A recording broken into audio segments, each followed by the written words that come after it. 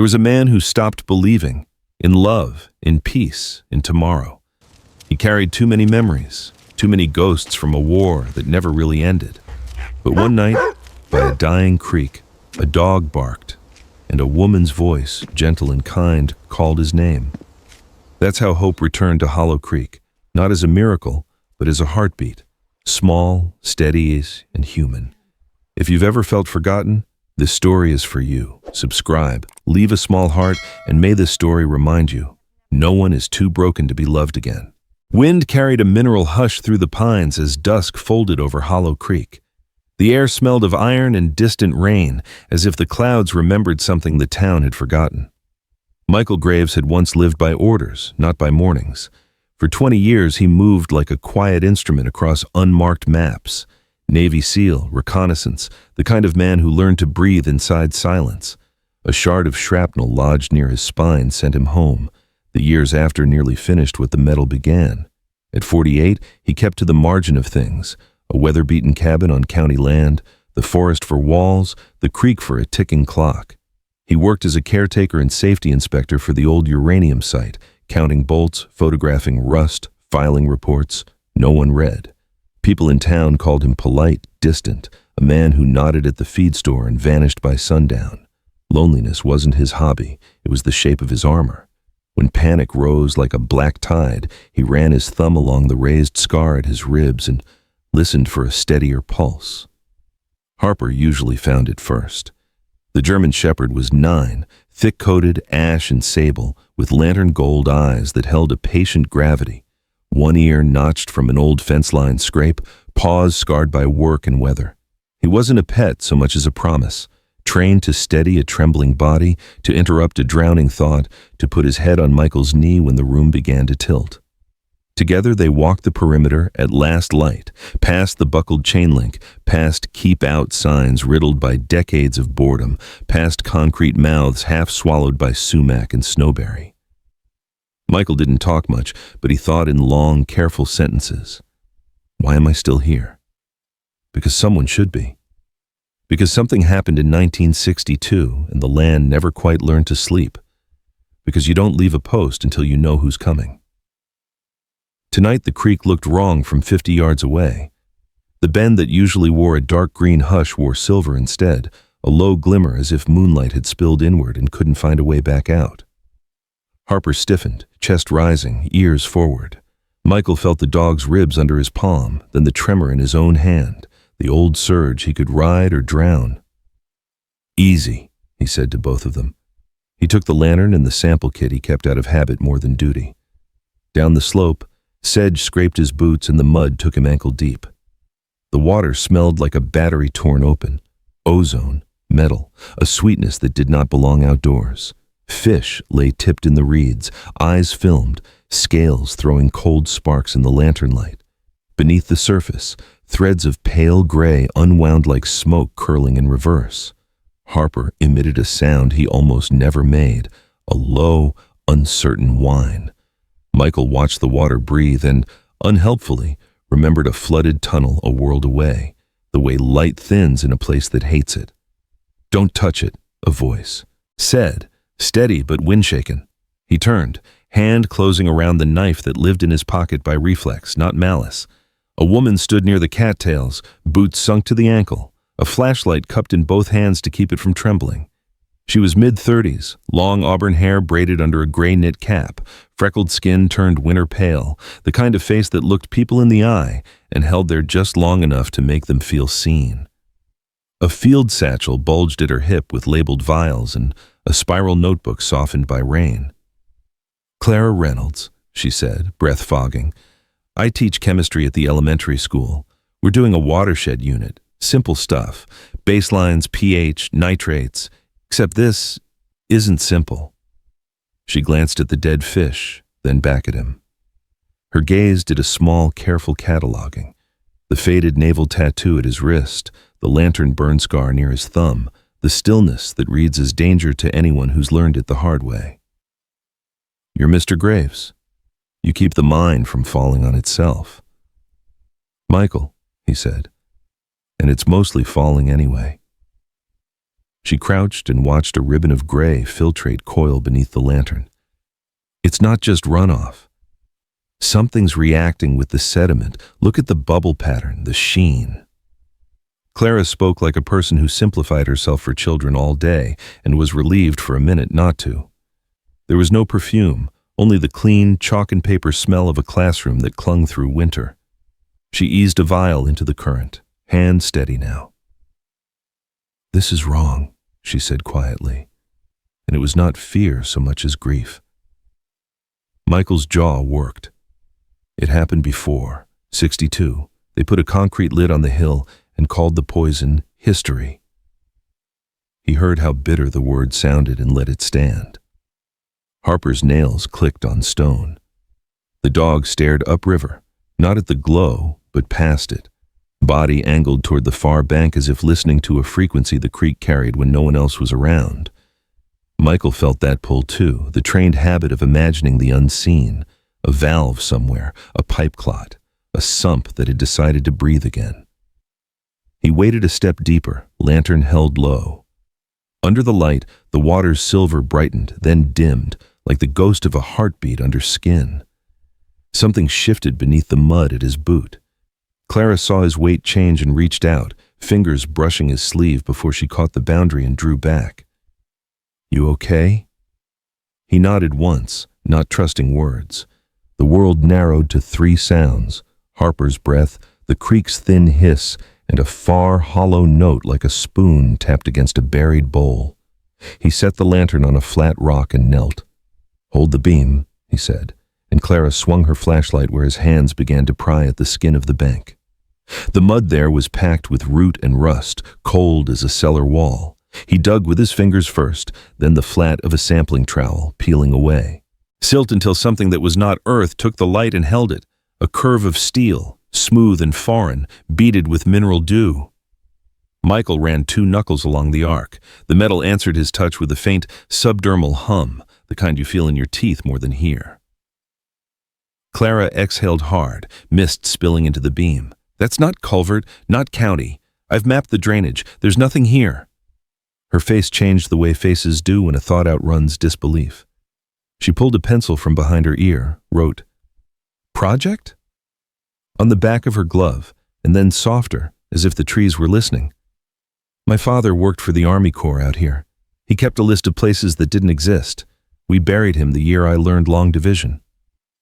Harper flinched, then backed a step, hackles rising, the way he did when a thunderhead spoke before the sky agreed. Michael held still and let the old training surface, the part of him that could count heartbeats between tremors, that could feel a room through his feet. Under the bank, something settled, earth redistributing on an old plate. The silver in the water brightened as if stirred from below. A faint tremor skated the mud, quick as a shiver up a sleeping animal's spine. For a second, Michael smelled not ozone, not iron, but memory. The rubber tang of a taped door, the dust of a bunker where the air moved because a machine permitted it. He closed his eyes until the past loosened its grip, then opened them on the same cold bank, the same waiting faces, the woman with the careful hands, the dog who would step between any blast in his body, the creek that would not tell the truth without being asked the hard way. "Whatever this is," he said, palm flat on steel, "it's not on any map I've ever seen." Clara swallowed, the sound loud in the smallness of the dark. The flashlight trembled once, then steadied. "Then we make a new one." The ground breathed, a long, low exhale from somewhere under the trees. Harper's growl deepened into a warning he rarely offered, the kind that said, leave even when the man he loved would never turn his back on a thing that needed naming. Moonlight shook itself free of clouds and laid a pale stripe across the bank. In it, the steel's curve looked like the edge of a door. Michael brushed away the last band of mud and found a seam, a straight line that could only be made by a hand that once signed forms stamped with eagles and numbers. He felt, beneath his fingers, the faintest tremor again, as if a long, dormant system had noticed the air on its skin. Clara's voice slipped to a whisper children leaned toward. "Michael, do you hear that?" He did. A hollow metallic echo, patient, unreasonable, like something below them had rolled in its sleep. Harper pressed against his thigh until the shake in his breath matched the dog's steady rhythm. Michael let the present anchor him. He lifted the lantern. Its light took the steel and made it undeniable. "Not tonight," he said to the door, and to the part of himself that wanted to force answers before the sky could change. "We mark it. We come back with our heads clear." Clara nodded, the kind of agreement that isn't surrender but strategy. She uncapped a grease pencil and drew a small cross on a root above the seam, then another on a flat stone where the bank would remember. "For the kids," she said, but what she meant was for the truth. As they climbed the slope, the creek's silver dimmed as if the thing below had closed its eye. The wind moved through the pines, and the pines answered with the old gospel of wood: bend, don't break. At the top, Michael looked back and counted the beats of his heart against the lantern's sway. The earth gave one last faint, metallic note, like a clock starting up after a very long silence. He put a hand on Harper's neck and another on the railing of his own breath.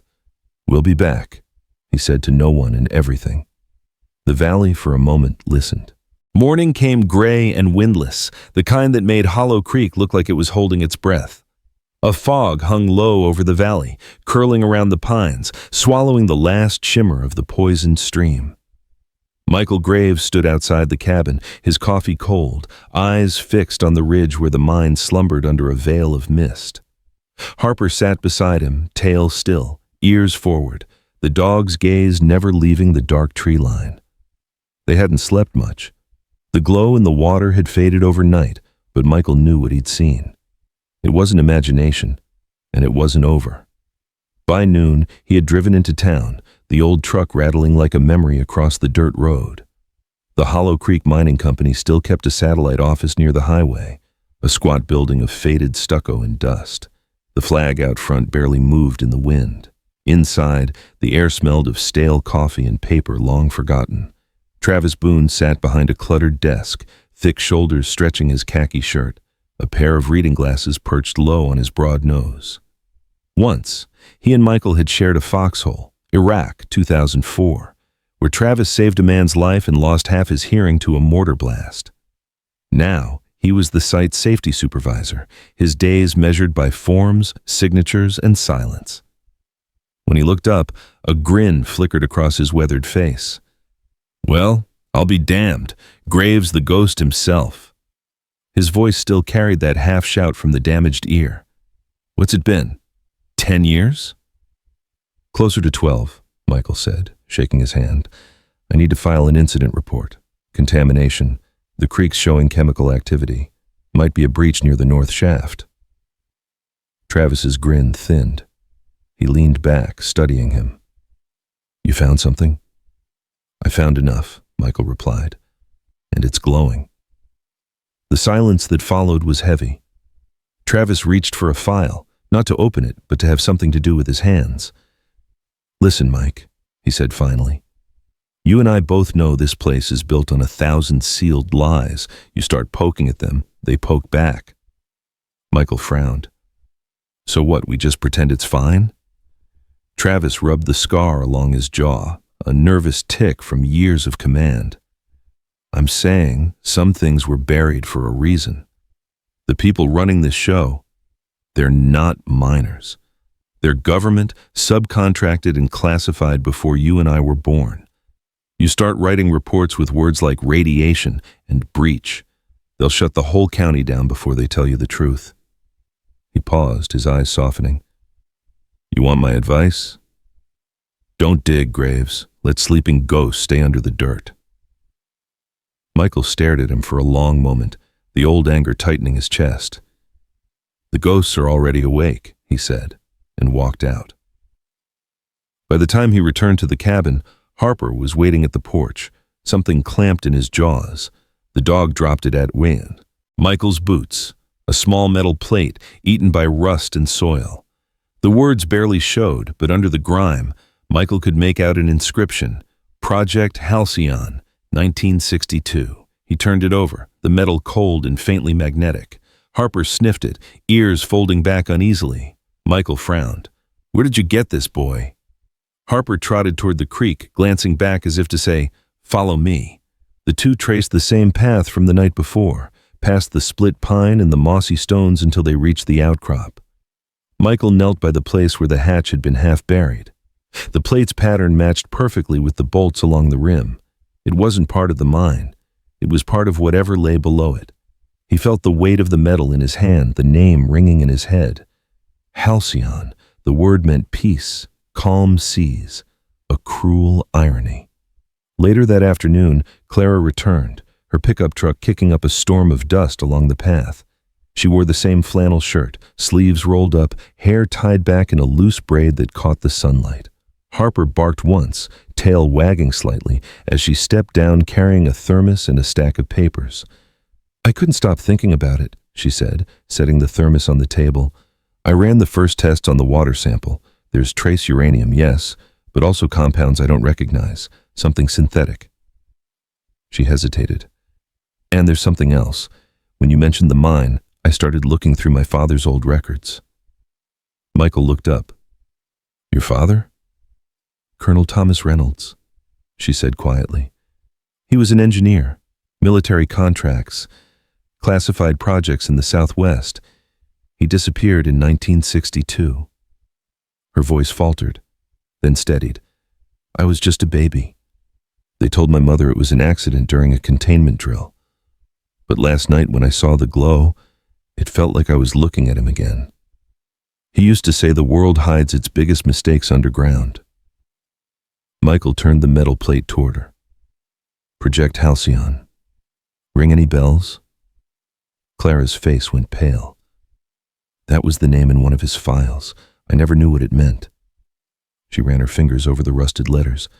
My father worked here, right here. The air thickened between them, heavy with realization.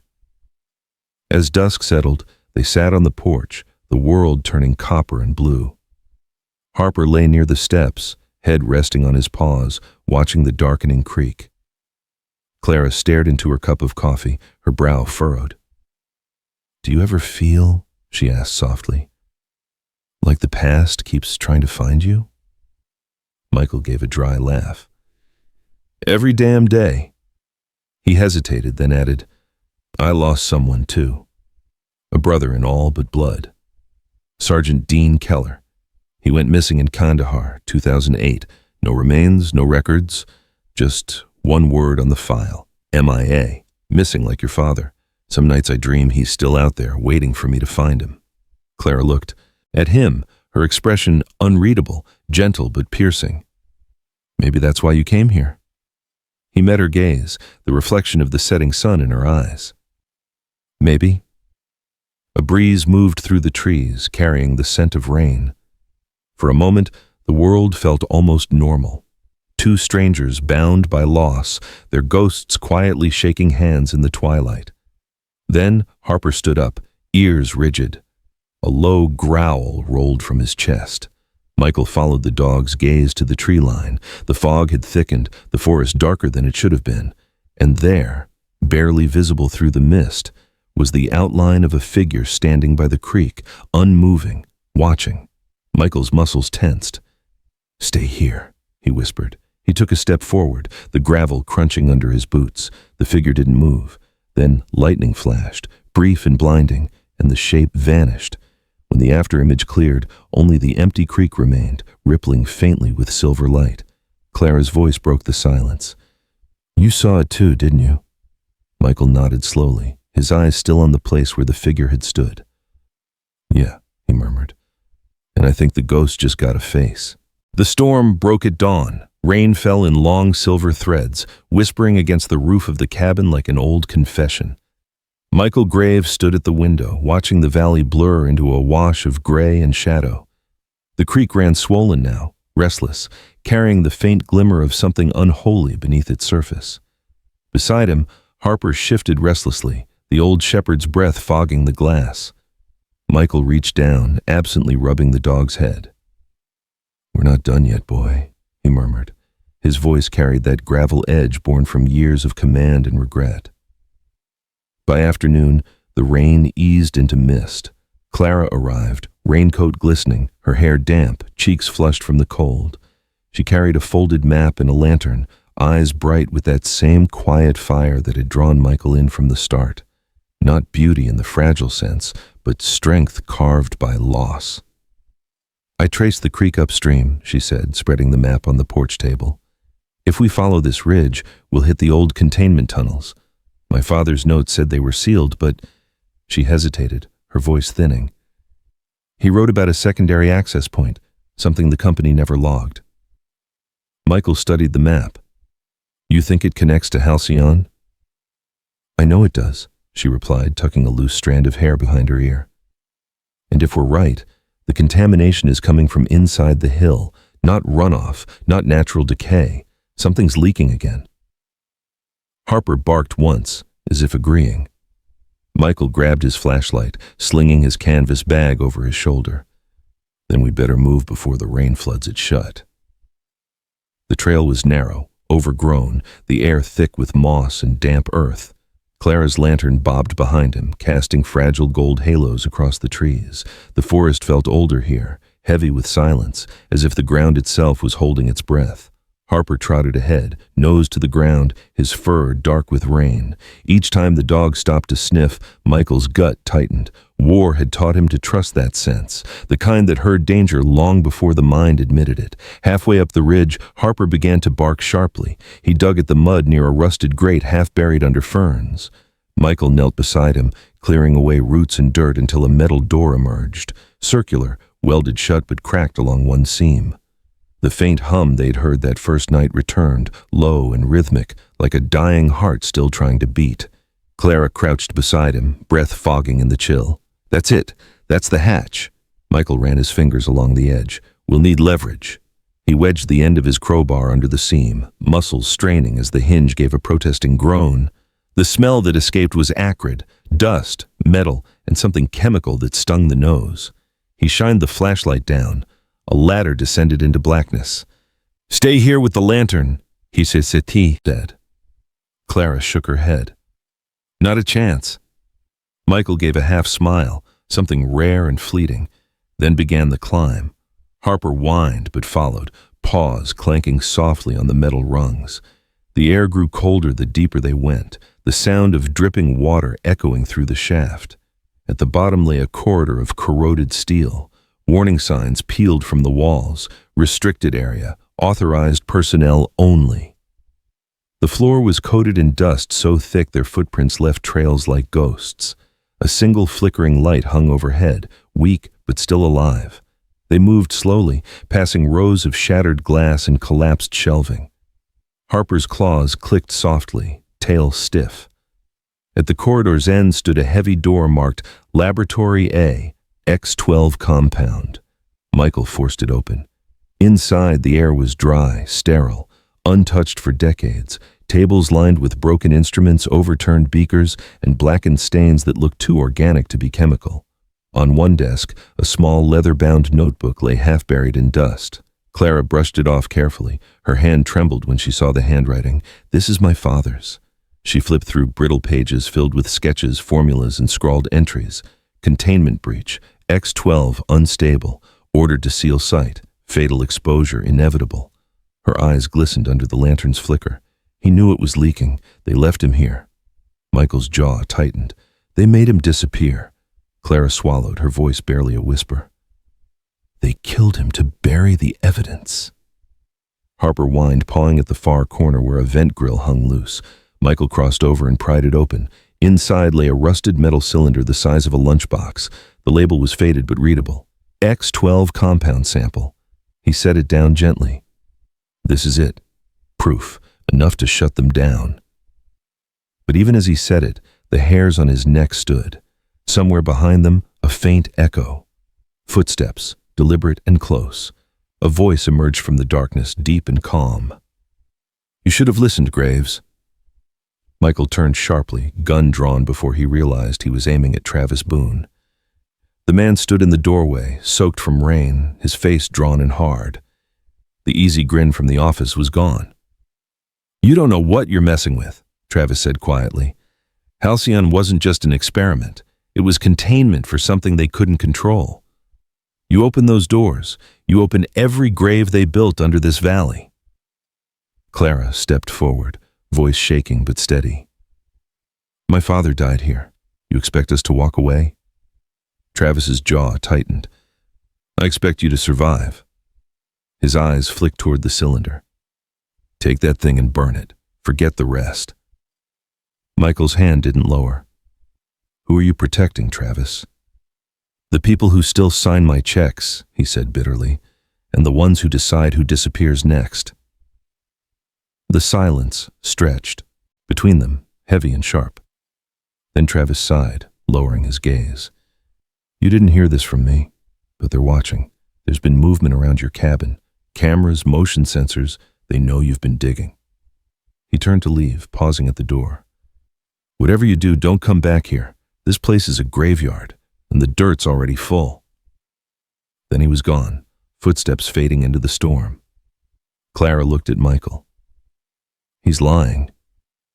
"Maybe," Michael said, but the fear in his eyes wasn't. That night, back at the cabin, Michael laid the notebook and sample on the table. Rain lashed against the windows, and thunder rolled over the hills. Harper lay by the fire, breathing softly. Clara made tea, her hands shaking less now, resolve replacing grief. "We can take this to the sheriff," she said, "or the EPA. Someone will listen." Michael stared at the flame, thinking of Travis's words. "Someone will bury it deeper," he replied. Before she could answer, Harper stirred suddenly, rising with a sharp growl. His ears twitched toward the window. Michael grabbed his flashlight and moved closer. The dog barked again, frantic, urgent. Then he staggered, legs folding under him. "Harper!" Michael dropped to his knees, lifting the heavy shepherd's head. Foam touched the dog's lips, breath shallow. Clara gasped, rushing for water. Michael's heart pounded as he realized the bowl beside the door, Harper's bowl, smelled faintly of almonds, cyanide. He swore under his breath, forcing the dog to swallow water, then peroxide. Harper gagged, shuddered, then breathed again, faint but alive. Clara knelt beside him, tears streaming down her cheeks. "He's going to make it?" Michael nodded slowly, rage simmering behind his calm. "He will." He looked toward the dark forest beyond the porch. "But whoever did this, they're watching us." Outside, the rain had stopped. The night was still, too still. Michael stood in the doorway, gripping his rifle, eyes scanning the tree line. He thought of Travis's warning, of the hatch, of the notebook that could end lives or save them. And deep down, he knew the line between the two was fading fast. Behind him, Harper lifted his head weakly and gave a low growl, a sound that said everything Michael needed to hear. The ghosts weren't sleeping anymore. They were hunting. The snow came early that year. Hollow Creek lay buried under a white silence so thick it seemed to swallow sound itself.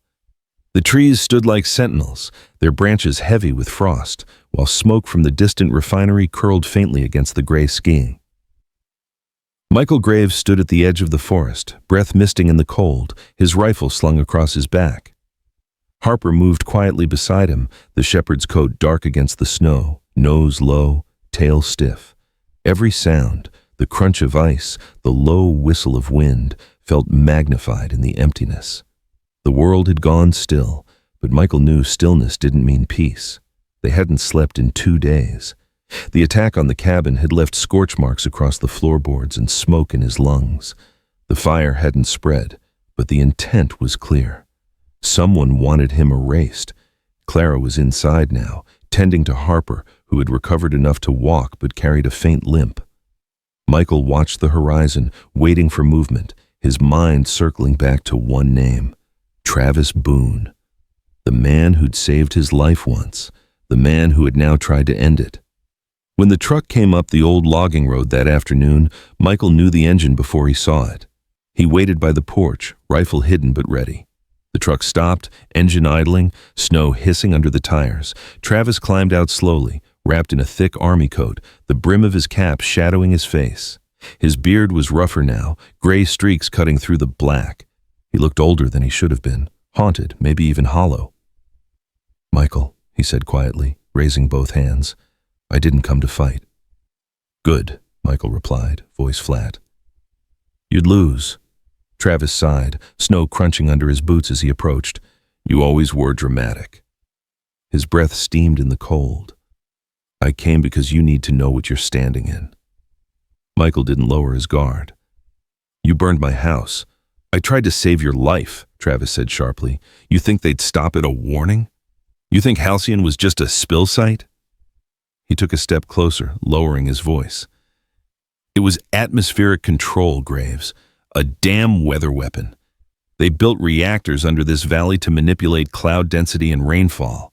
Then something went wrong. The X-12 compound bonded with uranium gas. Whole lab went toxic overnight. 60 people dead, Clara's father among them. Michael's fingers tightened around the rifle strap. And the government buried it. Buried the valley, Travis muttered. Sold the land to mining companies, erased the records, called it reclamation. You and I, we were sent here to keep the lid on. He looked up, eyes red-rimmed from lack of sleep. You think I wanted this job?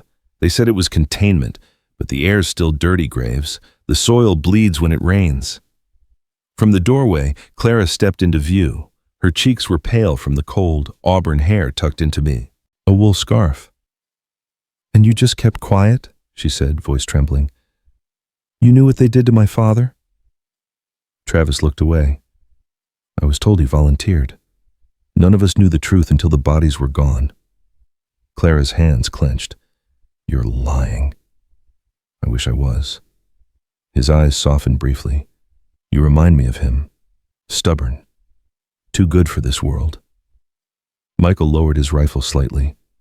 If you came here to clear your conscience, you're late. Travis exhaled. No, I came to give you this. He reached into his coat, pulling out a small metal case. Inside was a magnetic tape reel labeled Halcyon Command Log, June 1962. It's a recording, he said. Radio transmissions between the base and DC, the day they ordered the shutdown. It'll tell you who gave the order and why they couldn't let survivors live. Michael took the case, the weight of it heavier than its size. Why are you giving this to me?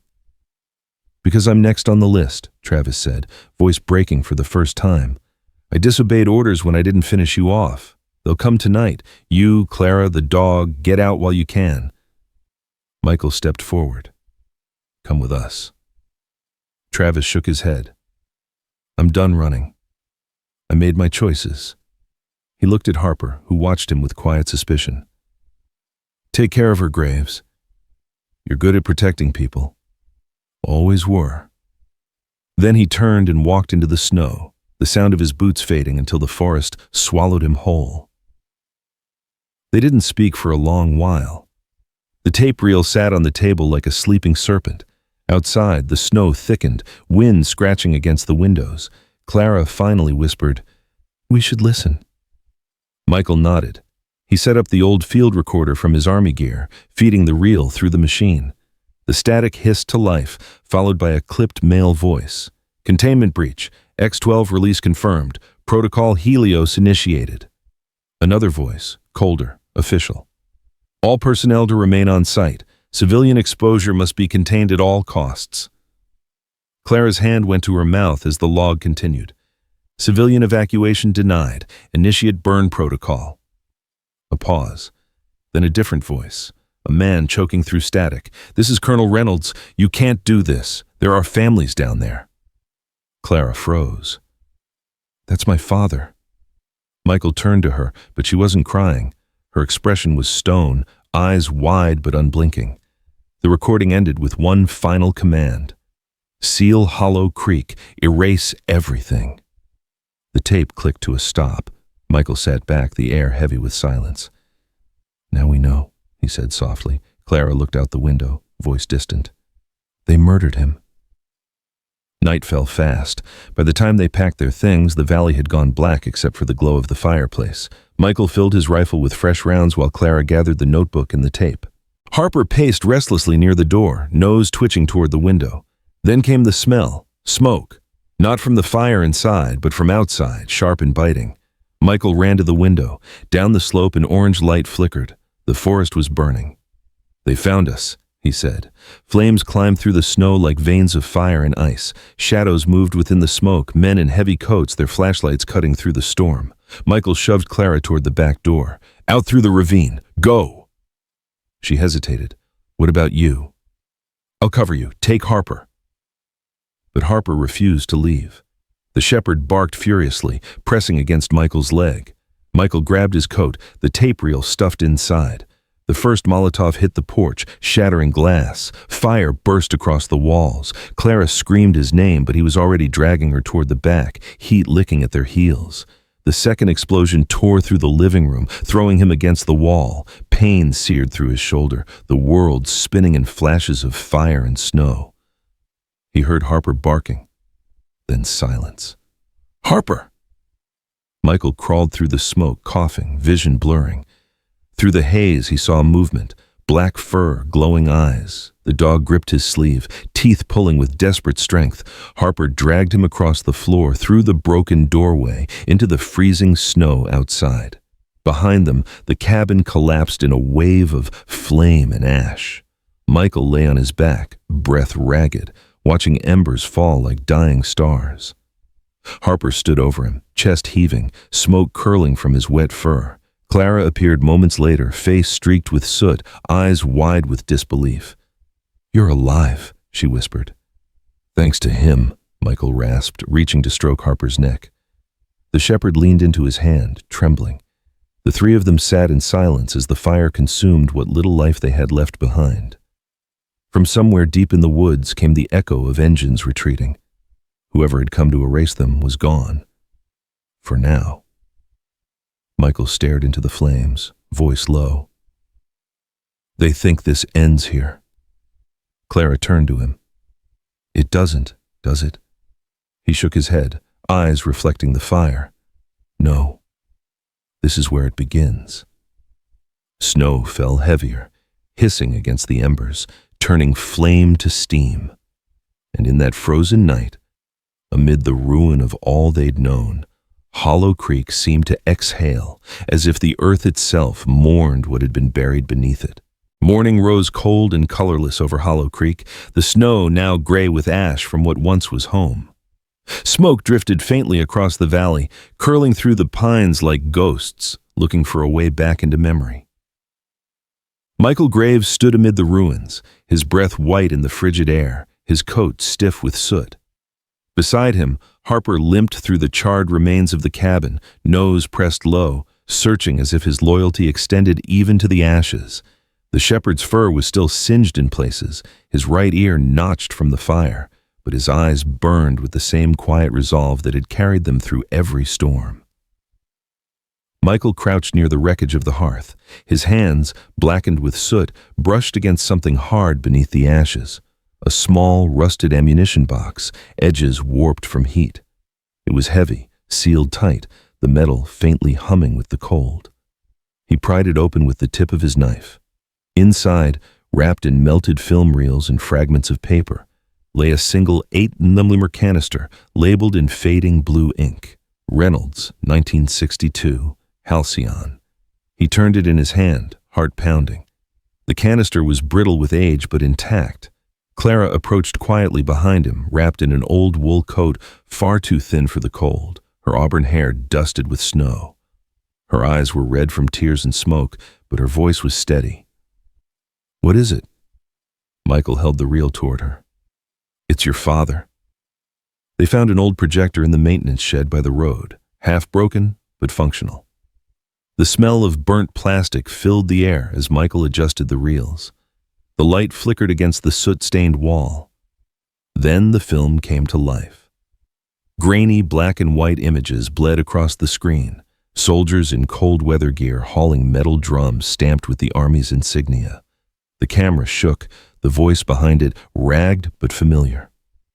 Testing X-12 under containment, civilian perimeter established, no authorization for release. Clara's hand flew to her mouth. That's him, she whispered. The next frame showed her father, Colonel Thomas Reynolds, tall, square-shouldered, in his 40s. His jaw was clean-shaven, but exhaustion lined his face. Even through the flicker, his eyes seemed alive with conviction. If this compound spreads, it won't stop at Hollow Creek. We must shut it down.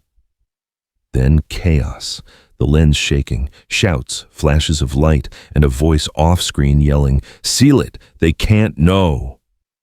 The film ended abruptly, the projector's reel spinning empty. Clara buried her face in her hands, a sound escaping her, half sob, half gasp. He tried to stop them. He tried to warn them. Michael reached out, placing a hand on her shoulder, and they killed him for it. She nodded, tears streaking through the ash on her face. Harper pressed against her leg, resting his muzzle in her lap. Clara looked down at him, her voice trembling. "He didn't die for nothing, did he?" Michael shook his head. "Not if we make sure the truth comes out." They packed what little remained. The tape Travis had given them, the film reel, the notebook. The roads were still blocked by snow, so they moved through the forest, guided by Harper's nose and the faint map in Michael's head. Their destination was Sheriff Allen's outpost, 10 miles south, a small wooden station that overlooked the frozen highway. Sheriff Allen was a broad man in his early 50s, graying hair buzzed short, eyes the color of storm clouds. His face bore the quiet calm of someone who'd seen too much and still believed in decency. He had served in the Marines decades before, where he'd learned the kind of discipline that stays long after uniform and medals are gone. Allen greeted Michael with a cautious nod when he entered. "You look like hell, Graves." "Hell followed me home," Michael replied. Allen gestured to a chair. "Sit. Tell me what happened." Michael placed the film and the tape on the desk. "Proof," he said simply. "Halcyon wasn't an accident. They buried a weapons test under this town and called it reclamation." Allen studied the canister, then looked back at Michael. "You sure this is real?" Clara stepped forward, her voice firm despite the tremor. "My father filmed it. He died trying to stop them." Allen looked at her for a long moment, then nodded. "If this is what you say it is, I'll get it to the state investigators quietly, but you both need to disappear for a while. Whoever lit that fire won't stop until they're sure you're dead." Michael hesitated. "There's an old chapel north of here, abandoned since the floods." Allen nodded. "Go there, lay low. I'll make copies and get the originals out before dawn." He paused, eyes meeting Michael's. "You've done enough soldiering for 10 lives, Graves. Don't let this one kill you too." Michael gave a faint, weary smile. "No promises." The chapel sat on the edge of the forest, its steeple cracked, bell long gone. Inside, pews were overturned, sunlight cutting through broken stained glass in slanted beams of blue and red. Harper padded ahead, nails clicking softly against the stone floor, sniffing every shadow as if guarding a sacred ground. They lit a fire in the small hearth and settled near the altar. Clara unrolled her sleeping bag, hands still trembling from exhaustion. Michael sat opposite her, the flickering light dancing across his scarred face. For a long while, they said nothing. The storm outside whispered against the cracked windows, snow hissing through the seams. Then Michael spoke, voice low. "I told you about Travis," he said. "About the mine, about your father. But I never told you about Dean Keller." Clara looked up. "Your friend from the war?" Michael nodded slowly. "He was my second in command. We were ordered to clear a village. Intel said insurgents were hiding weapons there, but it was wrong. There were only families." His eyes darkened, voice tightening. "I tried to stop it. Travis didn't. He followed protocol. And when Dean refused to fire, he was the one who took the bullet meant for me." The silence that followed was heavy, the kind that carried more grief than words could hold. Clara reached out, her hand finding his across the cold stone floor. "You can't change what's gone, Michael, but you can stop what's coming." He looked at her, eyes reflecting the firelight, the ghosts of regret flickering within. "You really think redemption's that easy?" "No," she said softly, "but it starts with trying." Harper stirred, shifting closer, resting his head against Michael's leg. The warmth of the dog's weight grounded him, pulling him out of the dark place his mind had learned to hide in.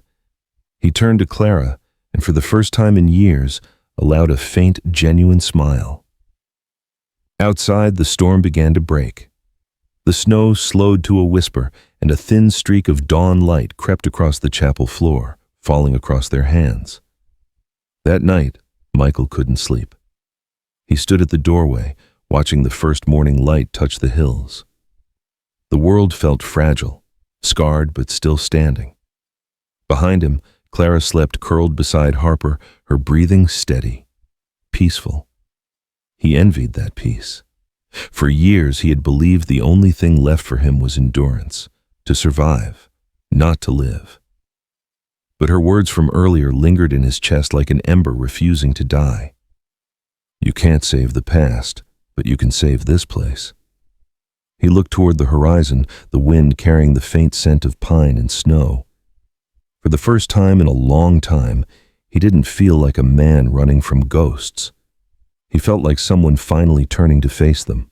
Snow came again, thick and relentless, burying Hollow Creek under a blanket of silence that hid too many sins.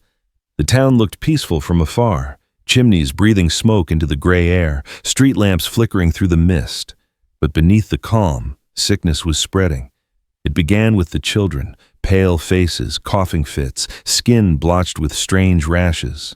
By week's end, half the town was bedridden. The creek, the lifeline that fed their wells, now carried more than water. It carried ghosts of what men had built and buried. Michael Graves watched from the window of the abandoned chapel, the firelight casting long shadows across his scarred face.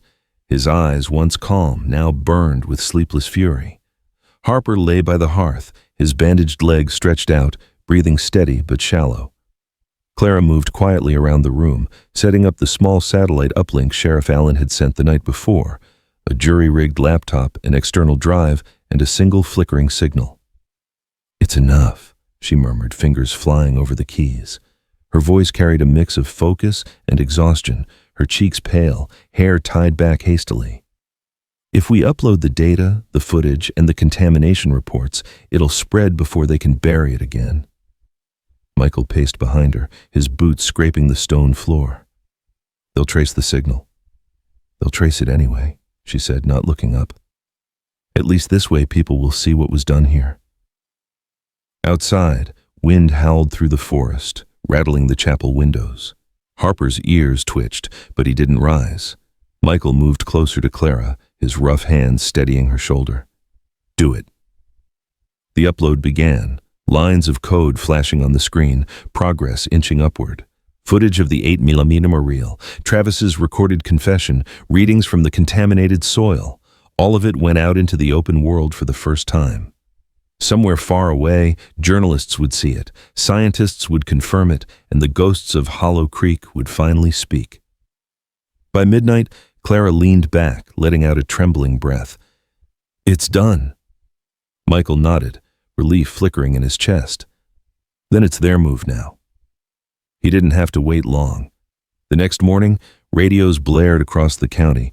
Local man under investigation for arson and suspected poisoning. Michael Graves, former Navy SEAL, is wanted for questioning. Travis's voice, calm and measured, echoed on every channel. "We believe Mr. Graves may be suffering from delusional paranoia following his military discharge. He's dangerous and armed." Clara shut off the radio with shaking hands. "He's turning you into a monster." Michael's expression didn't change. "He's turning truth into madness. That's what they always do." From the corner, Harper stirred, low growl rumbling in his chest. The shepherd pushed himself up, limping toward the door. Michael frowned. "Easy, boy." Then the world. Outside, shattered. Gunfire cracked through the stillness, splinters raining from the wooden doorframe. Clara screamed as Michael pulled her down behind the altar. Harper barked furiously, teeth bared. Another round tore through the window, scattering shards of colored glass like falling stars. Michael peered through the gap in the pew. 3 figures moved in the storm outside, dark silhouettes in tactical gear, faces hidden behind frost-covered visors, rifles gleaming with laser sights. "Special ops," he hissed. "Private contract, Travis sent them." Clara's breath came fast. "We have to run." Michael shook his head. "Not yet." He loaded his rifle, the motions automatic, precise. Harper crawled beside him, teeth flashing in the flickering light. We wait for them to split. The next few minutes stretched like an eternity. The soldiers moved silently through the snow, signals flashing from helmet lamps. One stepped closer to the chapel wall, unaware of the shadow behind the door. Michael lunged, slamming him down with the butt of his rifle, a sharp grunt lost in the storm. Another appeared at the window, but Harper struck first, launching forward despite his wound, jaws locking onto the attacker's arm. The man screamed, firing wildly into the ceiling before collapsing backward into the snow. But the third soldier was faster. A flash of muzzle fire, a single echo. Harper yelped, a sharp pain sound that cut straight through the roar of the wind. Michael turned in time to see blood bloom across the dog's shoulder. "Harper!" He dragged the shepherd behind cover, pressing his hand against the wound. Harper's breathing was ragged, his eyes glassy but alert. Clara crawled beside them, tears streaking her face. "He's hit bad. Michael, we have to go." Michael's voice was a whisper, hoarse with rage. "Not until I finish this." He rose, stepping into the open doorway. Snow whipped against his coat, wind screaming in his ears. The last soldier aimed from the tree line, red sight steady on Michael's chest. For a heartbeat, the world slowed. The hum of the storm, the pulse in his throat, the faint sound of Harper whining behind him. Then the rifle cracked once. The soldier dropped, snow staining dark around him. Michael stood still, breath heavy, the smoke from his rifle curling upward. He looked down at his hands, steady, unshaken, and felt nothing. No triumph, no relief, only the slow returning weight of what war had made of him. Hours later, they reached the edge of the valley, following an old hunting path through the forest. The blizzard howled behind them, swallowing the chapel and the bodies within. Clara walked ahead, flashlight cutting narrow lines through the white. Harper leaned against Michael's leg, his fur damp with blood but his steps steady. When they finally stopped near an abandoned ranger outpost, Clara turned to him. Her face was pale, hair plastered to her cheeks, but her eyes, those soft gray eyes, burned with fierce defiance. "You were going to kill them all, weren't you?" Michael didn't answer. He stared at his gloved hands, now stained with blood and soot. She stepped closer, voice trembling but firm. "If you lose yourself to them, then they've already won." Michael looked up, the cold in his gaze thawing just slightly. "They killed my friend. They tried to kill us. How do I let that go?" "You don't," she said softly, reaching for his face. "You fight, but not like them." Her hand touched his cheek, warm even through the cold. "If you lose yourself, you lose me. You lose Harper. You lose everything worth saving." The words hit like a blow and a bomb all at once. Michael's jaw trembled, his eyes glinting with something raw, grief, guilt, and the faintest flicker of hope. He closed his eyes, pressing his forehead against hers. Outside, the wind began to die. For a long moment, they stayed like that, two broken souls clinging to the one thing the world hadn't yet taken from them: each other. Harper lay between them, chest rising slow and steady, a faint whimper in his throat. Michael placed a hand on the dog's head. "We're not done, buddy," he whispered. "Not yet." And somewhere in that cold, endless night, the rage inside him turned, not into peace, but into purpose. Dawn rose cold and unsteady over Hollow Creek, painting the valley in bruised shades of gray and gold. The wind carried the taste of metal, the faint scent of ash from fires long dead. Michael Graves stood at the edge of the ridge, snow crunching beneath his boots, rifle slung across his shoulder. His breath hung white in the air, mingling with the fog that rolled like ghosts through the pine trees below. Harper sat beside him, bandaged but alert, his dark coat dusted with frost, his amber eyes fixed on the valley floor where the old mine slumbered under a layer of ice and smoke. Beside Michael, Clara Reynolds adjusted the strap of her satchel, inside which lay the copies of every file, film, and recording they'd risked their lives to save. Her hair was pulled back, though strands escaped to brush against her cheeks, glinting red under the faint sunrise. She looked exhausted, half-starved and sleepless, but there was something unbreakable in the way she held herself, as if the fire that had consumed their home now burned behind her ribs instead. Down below, trucks moved slowly along the frozen path leading into the mine. Their engines roared through the still air, and men in dark uniforms began unloading crates of explosives. Travis Boone's private force was dismantling the evidence, one charge at a time. Behind Michael stood Sheriff Allen, the broad man's breath forming clouds as he checked his shotgun. His uniform was faded, the badge dulled, but the weight in his eyes said he had worn both longer than most men could stand. Years in the Marines had given him a calm most men mistook for indifference. But Michael could see it, the quiet fury, the old soldier reawakened. Allen nodded toward the valley. "They're moving fast. Once those charges go off, the whole place'll cave in." Michael adjusted his rifle scope, jaw tightening. "Then we move faster." He turned to the small group gathered behind them, 10 townsfolk armed with whatever they could find. Hunting rifles, old revolvers, farm tools. Their faces were worn, their eyes hollow, but each carried the look of someone who had lost too much already. A farmer named Elias Dorn, gray-bearded and stooped but still strong, asked, "You sure about this, Graves? We go down there, we might not come back." Michael glanced at Harper, then back to the men. "We already lost our homes, our families, our water. If we don't stop them now, they'll burn what's left of the truth, and I can't bury another ghost." No one argued. They descended through the trees in silence, snow falling thicker now, muffling their steps.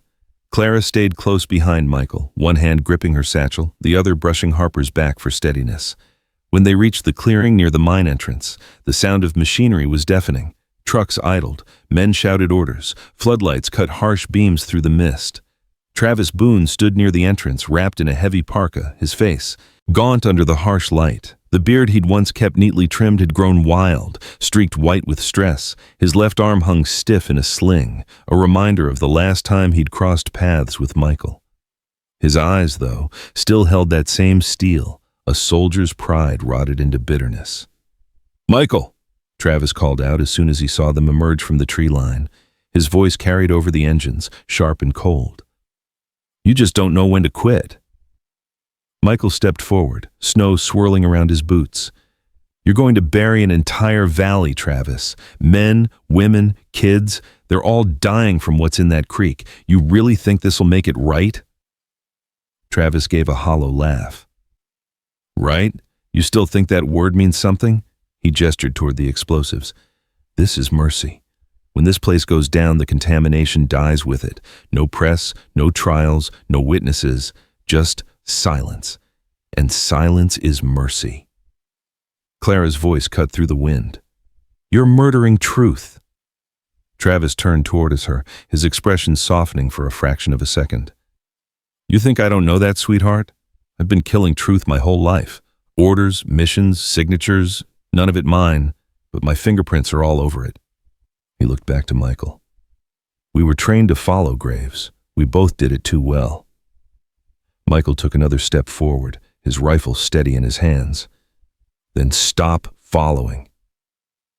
For a heartbeat, Travis hesitated, eyes flicking toward the men behind him, mercenaries adjusting detonators, watching with unease. Then he shook his head. "You don't understand. Even if I stop, they won't. You can't fight what you can't see." Michael's tone hardened. "Watch me." The standoff shattered with the first shot. No one knew who fired it, just the crack of a rifle, the flash in the snow, and the chaos that followed. Bullets ripped through the air, men dove behind trucks, the valley erupted into sound and fire. Sheriff Allen barked orders, returning fire with steady precision, each shot a statement carved from years of restraint. Clara ducked behind a snowbank, clutching her satchel to her chest as sparks rained around her. Harper stayed by Michael's side, barking with the fury of a creature who'd had enough of men's cruelty. Travis shouted for his men to fall back, but the detonators had already been armed. One mercenary, a young man with a shaved head and trembling hands, fumbled at his radio, screaming for abort orders. The blast came too soon. The first explosion ripped through the northern shaft, sending a plume of fire and debris into the air. The ground shuddered, snow and ash mixing into a storm of heat and chaos. Clara cried out as shrapnel tore through the snow near her feet. Harper lunged forward, knocking her aside just as a second blast sent a truck flying onto its side. "Clara!" Michael's voice was lost in the roar. He sprinted. Through the haze, lungs burning, vision blurred. Harper lay beside Clara, paw bleeding, whining softly but alive. She was conscious, her hair matted with soot, eyes wide with shock. Then came Travis, staggering out from behind a wrecked truck, blood streaming from a wound along his ribs. His eyes locked on Michael's. "You don't get it," he shouted hoarsely. "None of this matters. In a week, they'll erase the footage, rewrite the reports, pay off whoever's left. Everyone will forget." Michael stepped closer, face grim, voice cutting through the chaos like thunder. "No, Travis. This time, they'll remember." He raised his rifle but hesitated as Travis swayed, coughing blood. The older man laughed weakly. "You really think truth survives fire?" Michael lowered his weapon. "No," he said quietly. "But people do." Behind them, the third explosion tore through the main shaft, flames bursting upward in a column of light. The bunker began to collapse, steel beams groaning under the weight of decades. Travis dropped to his knees, staring at the inferno as if seeing judgment itself. Michael turned, pulling Clara to her feet. "We have to go." But the ground gave way beneath them. The tunnel's mouth caved in, swallowing the vehicles and the valley floor in a roar of falling stone. Harper barked, tugging at Michael's sleeve, guiding them through the smoke toward a narrow gap in the rocks. Clara stumbled, coughing, but Harper pushed against her legs, driving her forward. They burst into the open just as the entire bunker imploded, fire rising behind them like a dying sun. When silence finally returned, it was broken only by the soft hiss of falling snow. The valley was gone, just a scar of blackened earth steaming beneath the dawn. Michael stood at the ridge, supporting Clara as she leaned into him. Harper lay at their feet, sides heaving, fur scorched but alive. Sheriff Allen approached from behind, limping, face streaked with soot. "It's over," he said quietly. Michael shook his head. "No, it's just finally beginning." He looked down at Harper, then at Clara, whose hand found his. Her fingers were cold, but the warmth in her eyes steadied him. For the first time, the ghosts of Hollow Creek were silent, not because they were forgotten, but because someone had finally heard them. The sun broke through the clouds then, spilling gold across the ruin, and Michael thought that maybe, just maybe, the light had come back to this valley. Spring came late that year, timid and trembling, as if afraid to touch the valley that had burned. Hollow Creek no longer smelled of ash, it smelled of rain, pine, and the faint sweetness of new grass pushing through the thawing earth. The river that had once run silver with poison now shimmered blue under the early sun. Michael Graves stood by its edge, his reflection rippling with the current, older and quieter than before. His hands were rough and scarred, but his eyes had softened, the eyes of a man who had finally stopped running from ghosts. The world had learned the name Project Halcyon. News anchors called it the buried sin of the cold era. Footage of the valley, the film reels, and the recorded confessions spread like wildfire. It took days for the headlines to reach their crescendo, but when they did, the story drowned out the noise of politics and celebrity scandals. Government cover-up exposed after 60 years. Halcyon victims recognized. Justice delayed but not denied. Sheriff Allen stood beside Michael, his uniform pressed but sleeves rolled to the elbows, showing the inked scars of a man who'd fought too many small wars.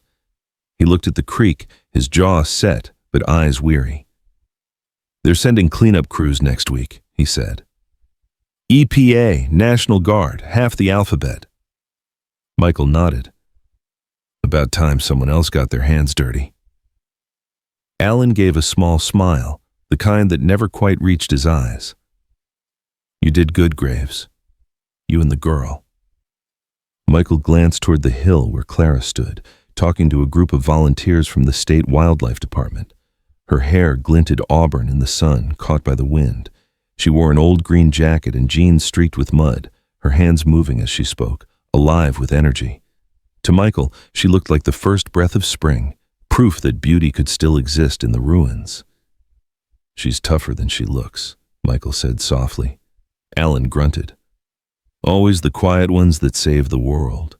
He paused, glancing at Michael. And Travis? Michael's face hardened. He's gone.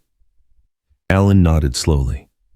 Heard they found him in the hospital upstate, said he made a statement before the end. Michael looked out over the water, voice low. He confessed everything, the orders, the cover-up. Said he was just a soldier following commands.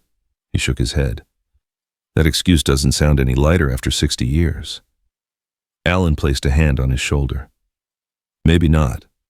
But sometimes, confession's the only war a man can still win. When the restoration crews came, they brought more than shovels and suits.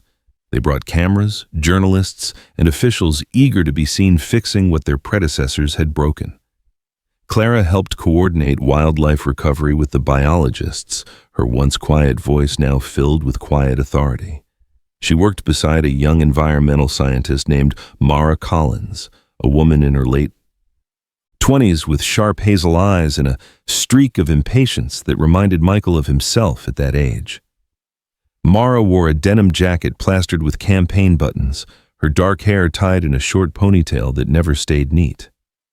"You two," she said one afternoon, pointing her pen at Michael and Clara, "just started a movement without meaning to. Do you realize that?" Michael chuckled.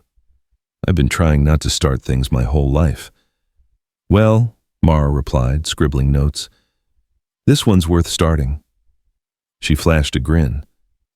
"They're naming the conservation project after your dog." Michael blinked. "They're what?"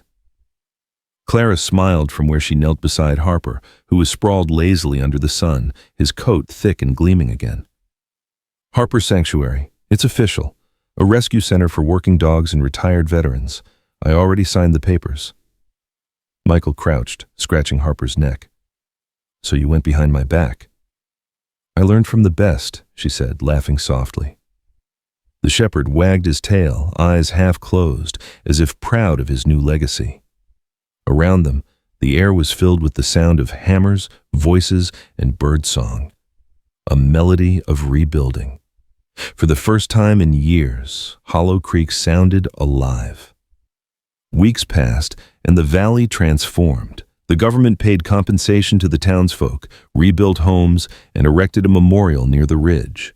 It bore the names of all those who had died in the disaster of 1962, including Colonel Thomas Reynolds. Clara stood before it one morning, her gloved hand brushing her father's name carved in stone. Michael watched from a few paces away, silent, letting her have the moment she'd earned. When she finally turned to him, tears traced clean lines down her dusty cheeks, but her smile was radiant. "He'd be proud of you," Michael said quietly. "He'd be proud of us," she corrected.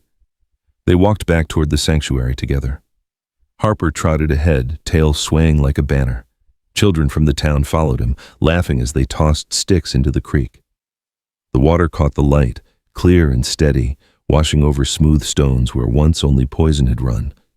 One evening, as the sun dipped low behind the mountains, painting the sky in gold and rose, Michael sat on the porch of the half-built lodge that would soon serve as Harper Sanctuary's main hall. Clara joined him, carrying 2 mugs of coffee, steam curling between them. She handed him one and leaned against his shoulder. For a while, neither spoke. The air smelled of rain and pine, the world quiet except for the hum of insects and the low murmur of the river nearby. "You ever think," Clara said finally, "about what would have happened if Harper hadn't found you that night by the creek?" Michael smiled faintly. "Every day." "And?" He looked down at the dog sleeping between them, his chest rising and falling with the slow rhythm of peace. "Then I realize he didn't find me," Michael said softly. "He saved me." Clara tilted her head toward him. "He saved both of us." They sat there until the light faded, until the first stars blinked awake over the ridge. Harper stirred, stretching, then placed his head on Michael's boot. The warmth of the moment wrapped around them, fragile, human, infinite. Later that night, when the valley lay wrapped in quiet, Michael walked alone to the creek. The water shimmered faintly beneath the moon, whispering over the stones. He crouched at its edge, dipping his hand into the cold current. It no longer burned, no longer carried the weight of the past. It was just water again. Behind him, Clara's voice came, soft as wind. You can finally let it rest. He turned, smiling. Maybe, but some things shouldn't rest. She stepped beside him, slipping her hand into his. Like what? He looked down at Harper, who had followed them silently, sitting between them like a guardian of everything they'd fought for. The dog gazed up, eyes reflecting the moonlight. Like love, Michael said. Like hope. He looked out across the creek where the reflection of the moon trembled over the water. Maybe we didn't dig up guilt after all, Harper, he whispered, voice thick with quiet emotion. Maybe we dug up a chance to love again. Clara leaned her head against his shoulder, Harper resting between them, the three of them framed in silver light.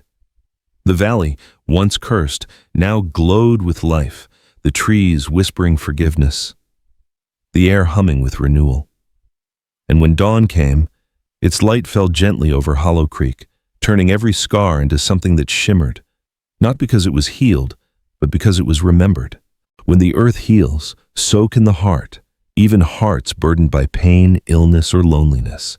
If you are tired, if life feels heavy, remember this: there are stories where broken things bloom again. Harper's loyalty, Clara's forgiveness, and Michael's rediscovered faith remind us that love does not end with loss. It begins there. They didn't just save a land, they saved hope itself. This story is for everyone who still believes that kindness can outlast sorrow. There is no battlefield more brutal than learning to trust again. Tell us where you're listening from. We'd love to hear your story.